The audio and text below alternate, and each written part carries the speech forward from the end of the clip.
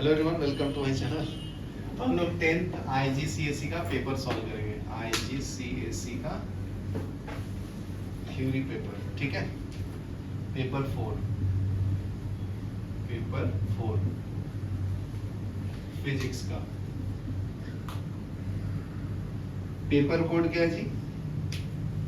0625/43 ना, मई जून का, मई जून 2021 बराबर है।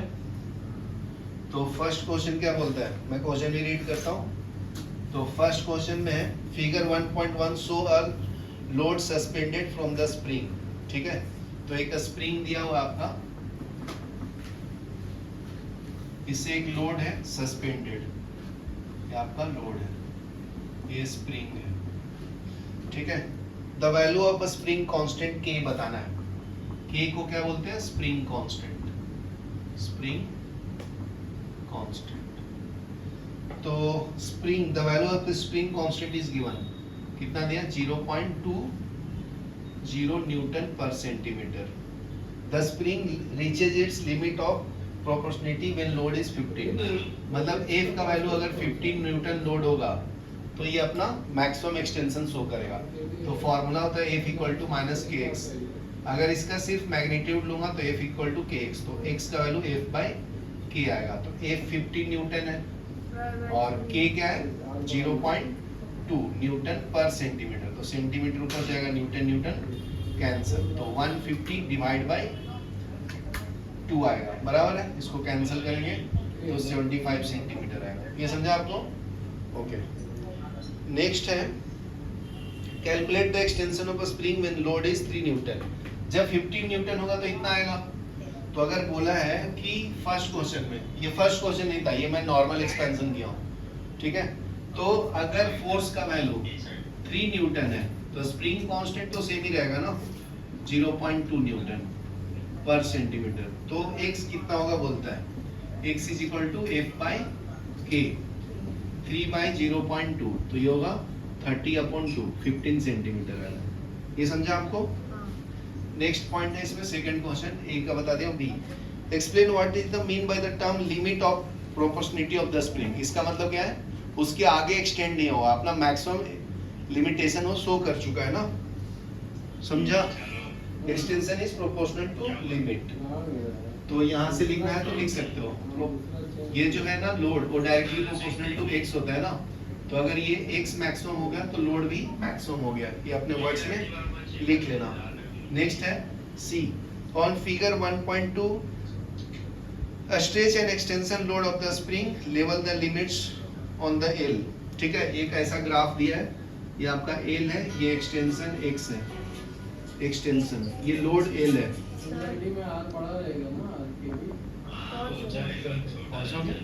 वॉच अपडेट कर लो ना, वॉच को अपडेट।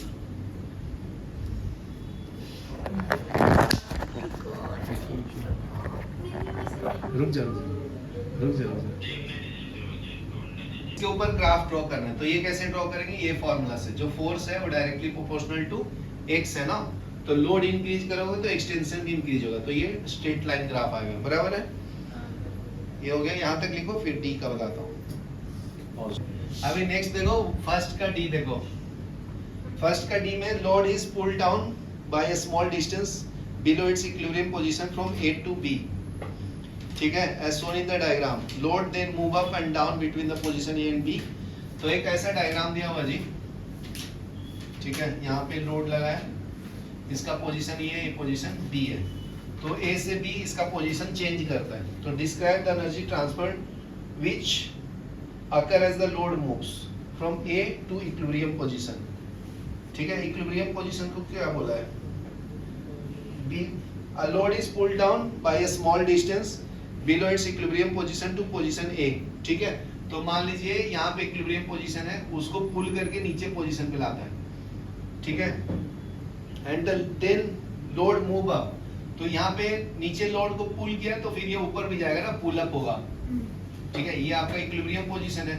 तो ये क्या बोल रहा है कि यहाँ पे जब था तो कौन सा एनर्जी था? स्ट्रेन एनर्जी, जिसको पोटेंशियल एनर्जी बोलते हैं ना, ड्यू टू पोजीशन बराबर है। जब इसको पुल किया तो ये एनर्जी चेंज हो गया ना, काइनेटिक एनर्जी में चेंज होगा, बराबर। तो वही बताना, describe the energy which load moves from A to B, from elastic energy to gravitational energy भी लिख सकते हैं, to kinetic energy when move from A to equilibrium. तो क्या लिखोगे, काइनेटिक एनर्जी लिखो, kinetic energy when move from A to equilibrium, बराबर है। And from position equilibrium to B, तो बी पॉइंट से जाएगा तो क्या होगा जी, from kinetic energy when moving from equilibrium to B, तो सेम ही है ना, बस काइनेटिक एनर्जी नीचे साइड में पॉजिटिव ऊपर में नेगेटिव है, लेकिन है तो काइनेटिक एनर्जी ना, क्योंकि पोटेंशियल एनर्जी को डिस्टर्ब किया हो। Same when it moves to B, kinetic energies it changes to kinetic energy, changes to kinetic energy। ठीक है, इसको ध्यान दो, पॉज। क्या लाए हैं, देखो अभी नेक्स्ट क्वेश्चन करेंगे, सेकंड का first. In figure 2.1 show a book shelf with two group, book A and be on the it. तो दो बुक सेल्फ दिया जी, ध्यान से देखिए मैडम। हाँ। एक बुक सेल्फ ऐसा है वर्टिकल, ठीक है, ऐसे बुक रख सकते हैं। तो इनका जो है ना, ये जो है विड्थ 1.3 सेंटीमीटर है और ये लेंथ कितना है, 30 सेंटीमीटर है, बराबर है। हाँ। ठीक है, और ये क्यूबिकल फॉर्म में, तो लेंथ विथ हाइट, तो एरिया इसका देख लेना कितना है, ठीक है, ये 21 सेंटीमीटर है, बहुत सिंपल है। और एक बुक सेल्फ है आपका हॉरिजॉन्टल फॉर्म में रखा है, ये 30 सेंटीमीटर है, और इसका ये जो विड्थ है ना ऐसा वाला, ये है आपका 21, ठीक है। तो बताना है कि explain why the pressure exerted on shelf by the book B is less than that pressure exerted on the shelf A. तो सिंपल है, क्योंकि जो प्रेशर जो होता है वो directly proportional to force by area है, तो अगर एरिया ज्यादा होगा तो प्रेशर कम, तो इसमें एरिया ज्यादा है ना, तो लिख दोगे ना बी आंसर। तो इसका आंसर फर्स्ट में लिखना, pressure is less in B due to more area, because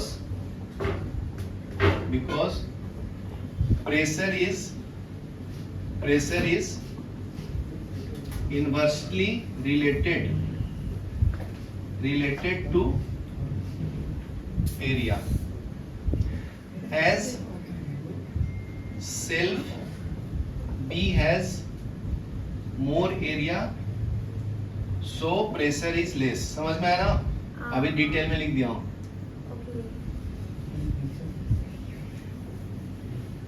has more area because B has less pressure। यहाँ तक क्लियर है। नेक्स्ट है, calculate the pressure exerted on the shelf by the book in A. तो calculate कर लेंगे, pressure equal to force upon area होता है, तो फोर्स का वैल्यू कैलकुलेट करेंगे। कैसे करेंगे जी, दिया है मास दिया है, तो फोर्स क्या होता है 0.52 इंटू 10 mg ना, और एरिया कितना है इसका, लेंथ इंटू वेट कितना है 30 इंटू 1.3। कैलकुलेट करके बताओ कितना आता है सेंटीमीटर स्क्वायर में।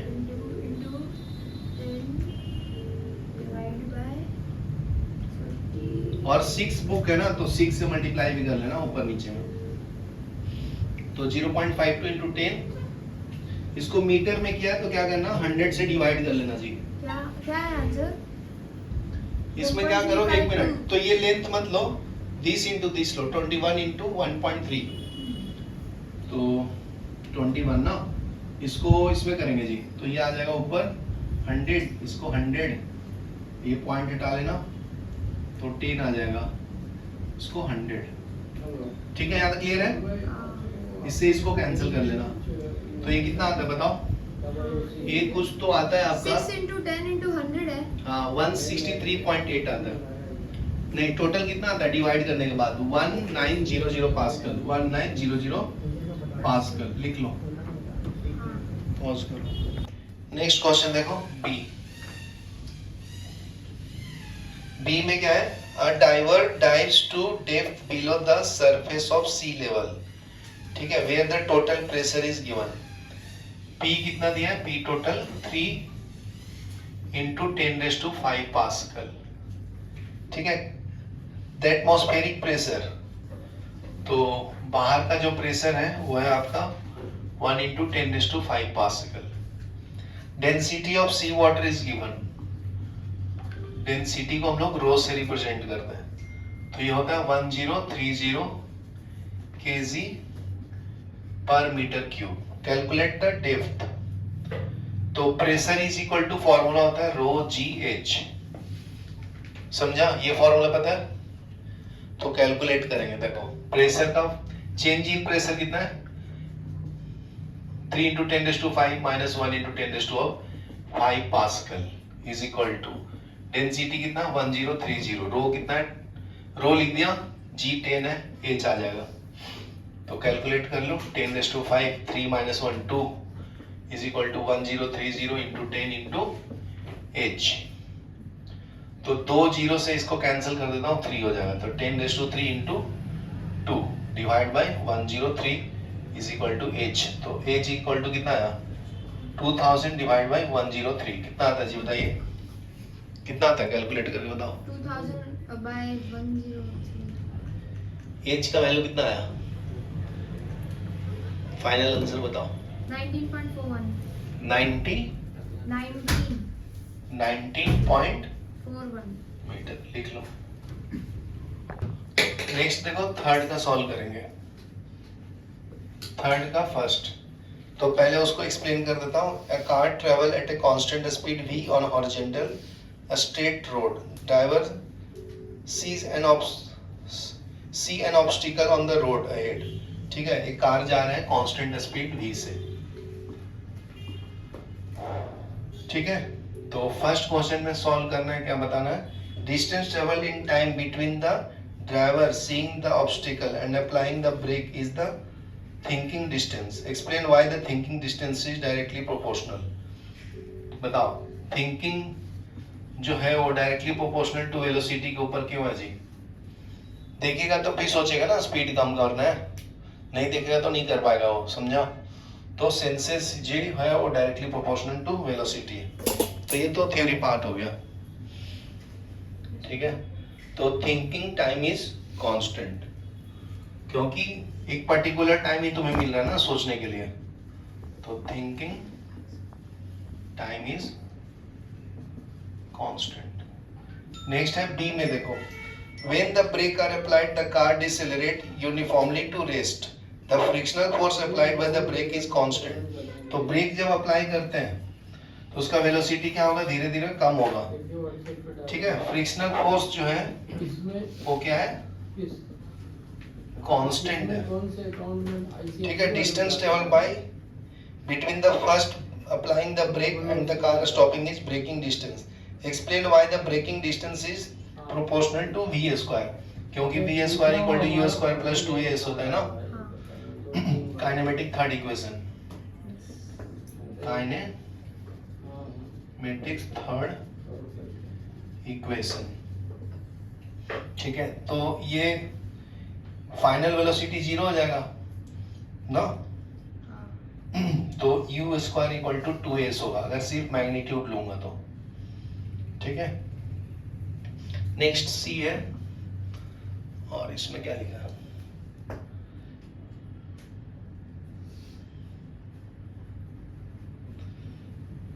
और देखो अगर मूव कर रहे हैं तो उसके पास काइनेटिक एनर्जी भी है ना, 1/2 mv स्क्वायर बराबर है, ठीक है। तो फाइनल 0 होगा तो फाइनल में काइनेटिक एनर्जी भी 0 हो जाएगा, ठीक है। बस इतना ही बोलना है, ये इतना बोलने का, क्योंकि u square is directly proportional to s है ना, इसलिए वो। नेक्स्ट देखो थर्ड में है, a car is travelling at a speed of, मतलब इनिशियल वेलोसिटी 22 मीटर पर सेकंड है, तो इसमें है सब पार्ट थिंकिंग डिस्टेंस, मतलब d दिया हुआ आपका 15 metre, calculate the time taken to the thinking distance, मतलब आपको टी निकालना है, ठीक है। तो distance is equal to speed गुने टाइम होता है ना, तो डिस्टेंस 15, ये 22 इंटू टाइम कितना है टी है, टी इज इक्वल टू कितना आएगा 15 अपॉन 22 सेकेंड। यहाँ क्लियर है? 0.68। हाँ गुड। तो 15 बाई 22, 22 ना, 0.68 सेकेंड। चलो ये लिख लो। फिर इसका एक सेकंड क्वेश्चन भी है। कार हैज अ मास कितना दिया 1400 kg। Time taken for car to stop the brakes as applied is 2.1 second पे रुक जाता है ब्रेक अप्लाई करने में। Calculate the force. तो फोर्स इज इक्वल टू क्या होता है mg ना, तो m का वैल्यू कितना है 1400, लेकिन यहाँ पे जो g है चेंज इन मोमेंटम अप्लाई करूंगा, ठीक है। यहाँ पे F इंटू टी इम्पल्स होता है ना, डायरेक्ट अप्लाई कर रहा है, तो फोर्स इंटू टी, तो फोर्स कितना दिया है mg के बराबर इंटू 10 है, तो 1400 हाँ 30 इंटू 2.1, ये पॉइंट हटाऊंगा कैंसिल होगा, तो इम्पल्स कितना आ जाएगा, इसको इम्पल्स बोलते हैं, जे से रिप्रेजेंट करता है उसको। इसका वैल्यू बताओ कितना आता है मल्टीप्लाई करके, 29400। कितना है 29400। 29400, ठीक है। ये लिख लो फिर आगे बढ़ते हैं, ठीक है। तो इसको मैं दूसरे तरीके से भी सॉल्व कर सकता हूँ। देखो एक जो फोर्स का फॉर्मूला होता है ना, वो होता है मास इनटू वेलोसिटी, ठीक है। और दूसरा क्या अप्लाई किया, फोर्स इनटू टी जो इम्पल्स के बराबर है, ठीक है। तो यहाँ पे मास तुम्हारा कितना है 1400, वेलोसिटी कितना है 22, तो ये एफ आ जाएगा, टाइम 2.1 के लिए लगता है ना, मतलब ये भी इम्पल्स देता है, ये भी इम्पल्स देता है, तो ये कैलकुलेट करो तो फोर्स कितना आता है 15,000 लगभग, ठीक है, न्यूटन के बराबर। ये लिख लेना, इसको कैंसिल कर लो, ठीक है। ये मैं रफ वर्क किया था, चलो लिख लो। नेक्स्ट देखो fourth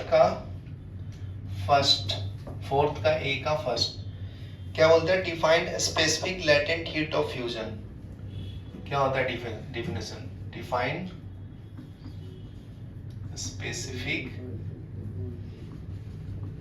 latent heat of fusion. तो इसमें क्या है, फ्यूजन मतलब क्या होता है, फ्यूजन मतलब क्या होता है, जो सन में होता है, क्या होता है, हाइड्रोजन प्लस हीलियम, नहीं वो फिजन होता है।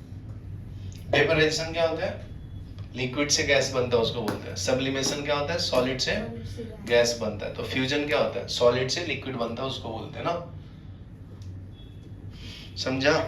तो energy transferred when 1 kg of substance freezes और मेल्ट, फ्रीज करना है ना, फ्यूजन है कि फ्रीजेस है, ये फ्यूजन दिया। एक मिनट पॉज करना, ठीक है। तो देखो, तो इसमें क्या होता है, एनर्जी ट्रांसफर होता है when energy is transferred when 1 kg of substance is freezes or melt, ठीक है। तो उन्होंने पर्टिकुलर नहीं बताया किसके लिए बताना, ठीक है। तो अगर सॉलिड से लिक्विड जाएगा तो उसको हम लोग वेपोराइजेशन बोलते हैं, तो यहाँ पे डाल देना लेटेंट हीट ऑफ वेपोराइजेशन, ठीक है। और जब लिक्विड से गैस जाता है तो उसको क्या बोलते हैं, इवेपोरेशन। और उल्टा को क्या बोलते हैं जी, जब लिक्विड से सॉलिड जाएगा तो फ्रीजिंग बोलते हैं ना, हाँ। ठीक है। और गैस से लिक्विड जाएगा तो कंडेंसेशन बोलते हैं, ठीक है। तो ये याद कर लेना, मैं बता दिया हूँ। और डायरेक्ट सॉलिड से गैस जाएगा तो सब्लिमेशन, और गैस से सॉलिड जाएगा तो डिपोजिशन, ठीक है। तो ये पूरा सबके लिए सेमी डिफिनेशन रहेगा, बस 1 kg उधर डालना स्पेसिफिक वर्ड। फिर ए का सेकंड में क्या है, a cup of water contain volume, ठीक है। एक कप है जिसका वॉल्यूम दिया है 250 centimetre cube, of water at a temperature कितना दिया 0 degree Celsius. An ideal cup contain 250 centimeter cube of mixture of ice and water at the 0 degree Celsius. तो यहाँ पे किसका मिक्सचर है? Ice and water. Ice and water का. तो ice क्या होता है? सॉलिड. और वाटर क्या होता है? लिक्विड. ठीक है. तो state and explain which cup contain the liquid with the lower temperature after 10 minutes. तो 2 कप है. ठीक है. एक में मिक्सचर है. ठीक है. ये मान लो केस 2 है आपका, जिसमें आइस एंड वाटर रखा है. ये केस 2 है. और केस 1 में सिर्फ पानी है. ठीक है. वो भी सेम वॉल्यूम है 250 सेंटीमीटर क्यूब. उसमें सिर्फ वाटर है. टेम्परेचर सेम मेंटेन किया 0 डिग्री सेल्सियस. तो पूछ रहा है कि after 10 minute which case having the lower temperature. बताओ आंसर. 2 सेकेंड वाला. Because ice latent heat or energy is transferred to the liquid ना, so it will show more cooling effect. तो लिख लो. Second cup will show more cooling due to energy transferred from ice to water. ठीक है. ये लिख लो.